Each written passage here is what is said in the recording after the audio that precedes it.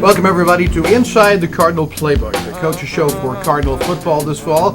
And after the loss to Colorado Mines, Tim Crone, I've had other years where 0-2 get kind of a bad feeling, but I've got a real good feeling about this team, even with the two losses. How about you? Oh, absolutely. I think we play two quality opponents, and that's what you want to do to get ready. And then we're going to open up the conference season, this Saturday and play St. Joe at noon. But I think offensively we have a lot of skill, a lot of weapons that we can use as long as we stay healthy. Offensive line's much better. I think we're better defensively.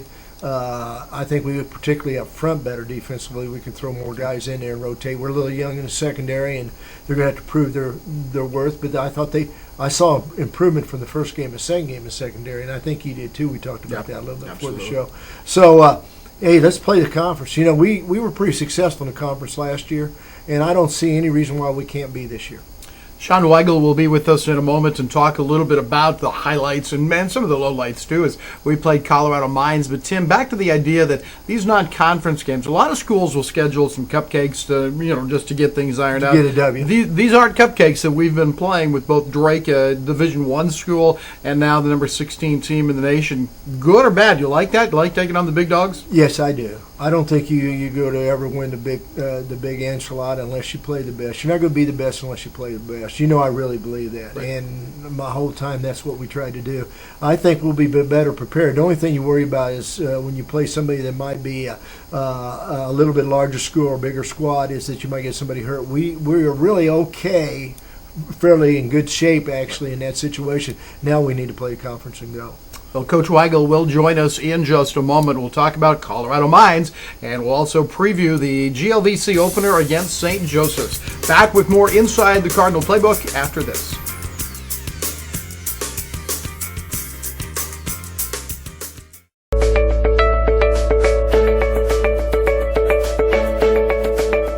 Yeah, when it comes to training, for example, in this location, they've sent 3 technicians to be fully Ford trained.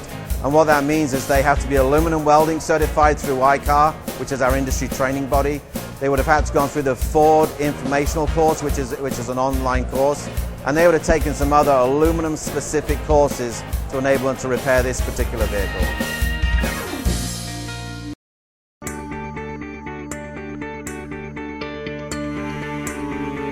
Cardinal fans, welcome to this segment of Inside the Cardinal Playbook. Well, Coach, we've got 2 in the books. I know we talked before we got on the air about your defense a little bit and how they start off. Why don't we start with that today?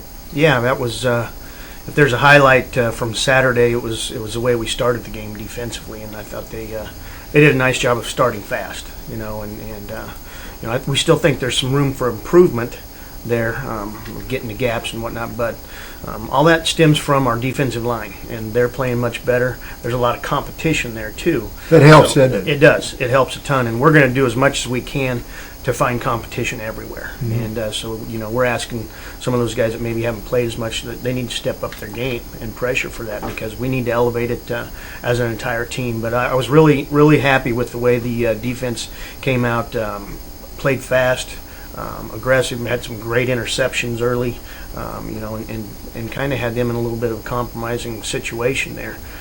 Against a very good quarterback. Yeah, he was. He's special. Yeah.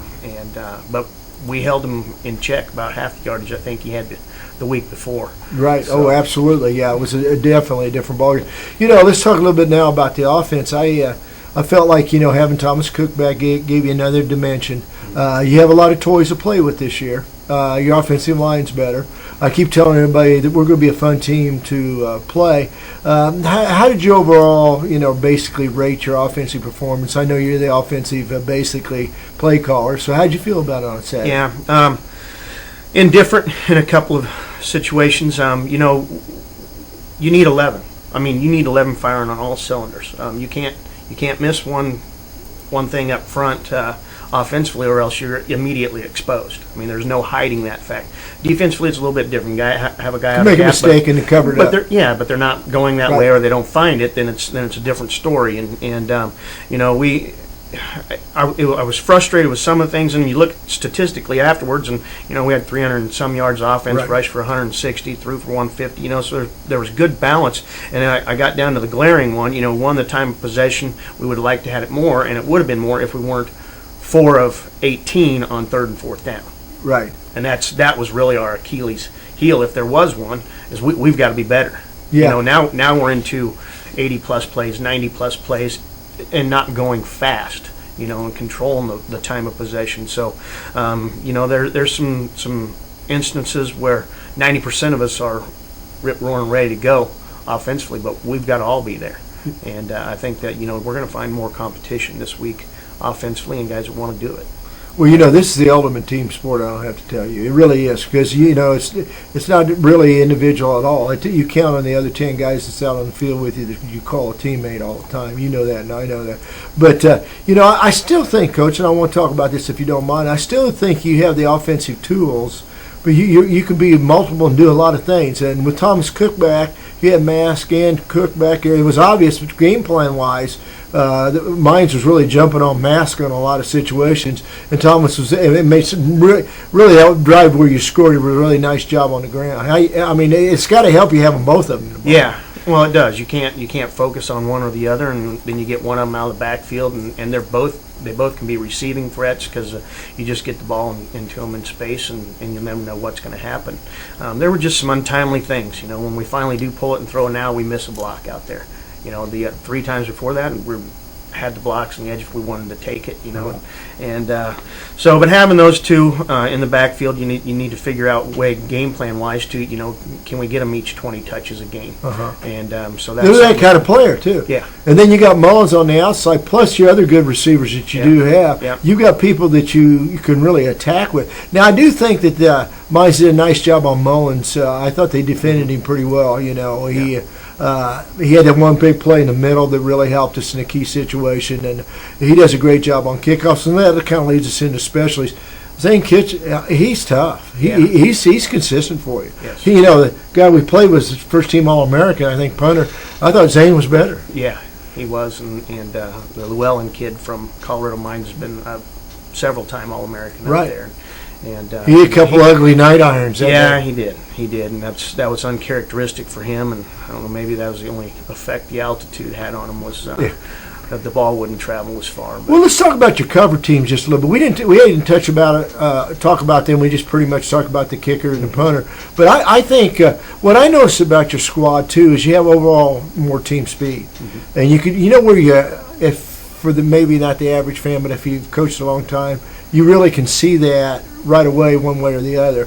I feel like your coverage is a lot better than it's been in the past because you have more team speed. Yeah, we really did a good job. Our kickoff coverage team, Derek Strzelecki, did a great job on that. He's really become a pretty good specialty teams player. Yeah, and that's going to bode well for him going forward too. Yeah. Because he's going to give it everything you got, and that's what we're looking for, is consistency on the field. I don't care what we're asking you to do it, but you need to be consistently and do it well, consistently and fast. And he was down and made a play on one of the kickoffs. Next time he's fast by the guy and he has to clip him. So that's as good as a tackle, because it was a 15-yard loss for him at that point.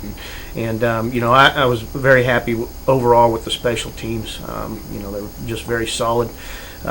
We had a little snafu on the field goal attempt early on that I need to keep my head out of my offensive play calling chart. And I'm not going to say something else, but keep it out of my chart. Out of your chart. But I've been there and done that. The Giants blew one last night because he didn't have his head in the right place. How's that? Yeah, and but we'll get past those things, and just understanding how quickly we need to operate when we go out to do something, and because that we were still within the range we thought we were capable of hitting it, but we got to operate faster. Yeah. We're not going to take a timeout to kick a long field goal. Yeah. So because in the game, if that happens and you don't have any timeouts left, Right. you got to go out and operate quick. And then you're really kicking yourself. Yeah. So. Well, Coach, we'll get back with the second segment. We're going to talk a little bit what we've learned from our first two games against Drake, who is a Division I FCS team and a ranked Division II team. We're going to talk about that in the next segment. So that'll end this segment of Inside the Cardinal Playbook.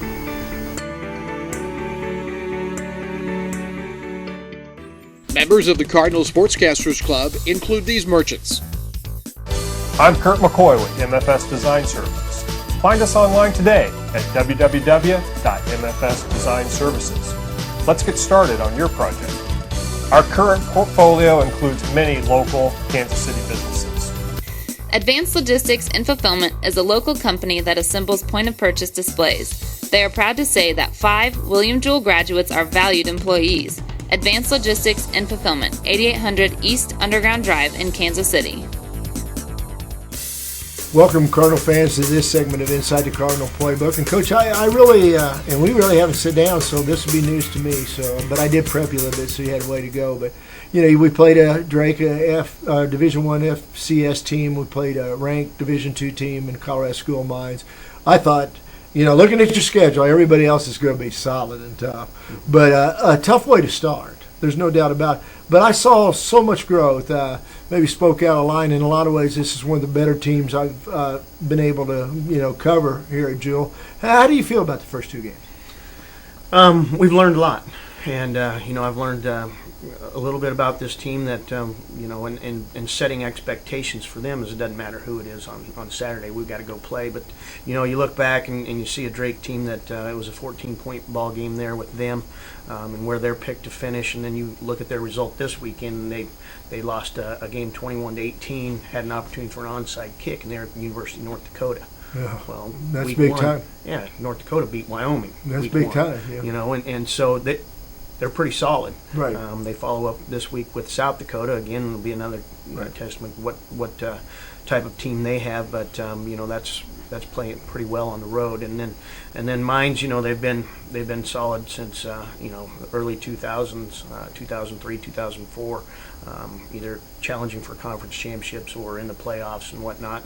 And they're good as well. I mean, the week prior there was 49-14 at half. And we had an opportunity where we have a 21-14 ball game, or if we get a block, we have a 21-21 ball game. Right. The game was much closer than the score. Yeah. That's an old cliche, because we're not looking for moral victories. Right. Nobody is here. But it was a lot closer than the score. And, I've touched on it before. It's, we've got to be better in crucial situations, and that's third down. For us, we were better defensively on third down, and our percentage was much better there, being successful on third and fourth down. But we've got to do that offensively, or else there goes the game plan. Because when they're high-powered offenses, you have to keep the ball away from them. And so it was a learning experience for us that we see on film. I was, of course, sick to my stomach afterwards, and you watch the film the next day and you go, man, we had a lot of opportunities and we're really in control of our own destiny if we execute. And so we got to eliminate that if, and those are the expectations of the team. You better show up every week. But success breeds success, and I think that's what your guys are fighting to get to. I think you have the ability, really skill-wise. I think you're really good, but you've got to believe that you can on third down pick up that third down. Not only think you can, but expect you can. Right. And I think that's where we're at now. That leads me into St. Joe, first conference game, and we both have high hopes for the conference. I really think all our fans, all our players, our coaching staff really are looking forward to the conference schedule. We know how tough it's going to be. We open up with St. Joe. Let's talk a little bit about that. Go ahead. They'll be tough again. They were picked in the upper echelon of the GLVC to challenge for a championship, and coming off an 8-win season, they know that success portion of it. And I know they're going to be excited to be at home for their first game. They played at Edinburgh, Pennsylvania, and won 30-10 out there, and then followed that up with a trip to West Virginia to play Alderson Broadus. Back-to-back weeks. That's not an easy task. That's a lot. Yeah, that's some travel. You're not jumping on a commercial flight or something, and it's over in a couple hours. So I know they'll be excited, and Coach Day does a tremendous job up there and has been very helpful with our trip that we're heading out there. We had our pregame meal, the Friday night meal, the restaurant closed. Well, there's not a ton of options in Rensselaer, Indiana. No, there is. So you're scrambling to find something, but through his help, we've been able to hammer something out, and you know, they'll be good. They're a physical team, like running downhill with they kind of have two backs that complement one another. Braxton, the all-conference kid. Good kid. Yeah, and he's a load. I mean, Big time you load. you better rally to the ball, and because if you get in too many one-on-one situations, you're going to lose. You get run over. Yeah, Big bulldozer. Yep. And then they complement him with the back that is a little bit more elusive, maybe not the power runner type, but that's what they want to do. They want to run the football, and so you better show up with a game plan to stop that, and you know, get them out of that rhythm. Mm-hmm. Well, for the fans will be going up there. It's about 7.5 hour trip. So hopefully we had a good turnout. I know up in Des Moines too.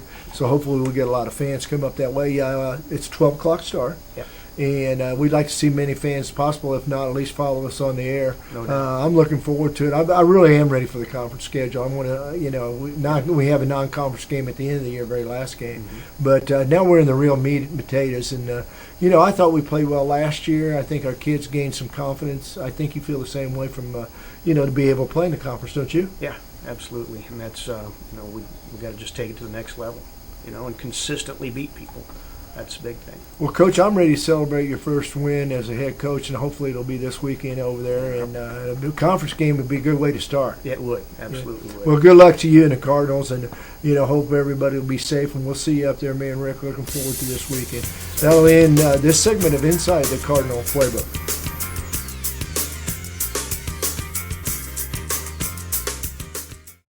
What if I told you there are people that sell products to help people, real people? Not because they have to, but because they feel like they should. What if I told you they sell water to dig wells for the thirsty, cereal to feed the hungry, paper towels to plant trees to renew the earth? What if I told you that a simple potato helps fund community gardens so people can grow their own food? What if I told you that this was Hy-Vee and they do it because it's the right thing? Discover how Hy-Vee is taking big steps to make the world a better place, one step at a time.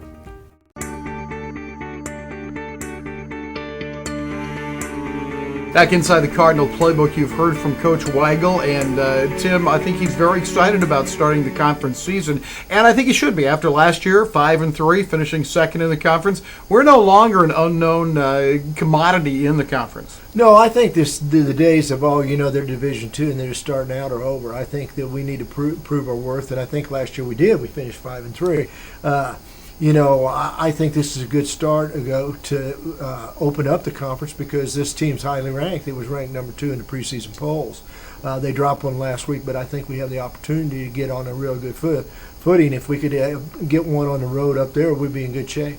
Well, St. Joseph will run the ball at us a lot. We know that. They've got a great running attack. We're not too bad either with our dual-headed attack of Mask and Cook. And so it'll be interesting to see what the defenses can come up with at St. Joe on Saturday. Yeah, I like if it's a shootout, I like our chances. If it's a bloody in your face, knock people down, that's in St. Joe's favor. So hopefully we'll be able to dictate momentum a little bit. We'll be there for the play-by-play of the game coming up Saturday. It is a noon kickoff Central Time, and our pregame will start at 11:30. It's audio only on the William Jewell College Sports Network. Please join us then, Saturday afternoon, the Cardinals and St. Joseph's College in the GLVC opener. This has been Inside the Cardinal Playbook. Thanks for watching.